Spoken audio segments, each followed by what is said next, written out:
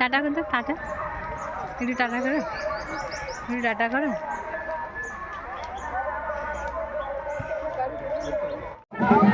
Hey guys, welcome back to my YouTube channel cute baby Debraj. তোমাদের সবাইকে আমাদের ছোট্ট কিউট বেবি দেবরাজের চ্যানেলে অনেক অনেক স্বাগত।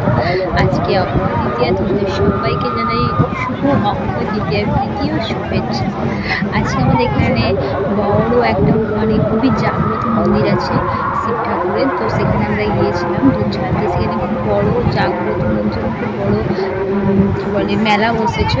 তো অক্ষয় তৃতীয়া যে মেলা বসেছে সেটা তোমাদের সাথে শেয়ার করলাম। আর এই দেখো, এটা মন্দির, এটা পুকুরের মাঝখানে, এখানে মহাদেব আছেন।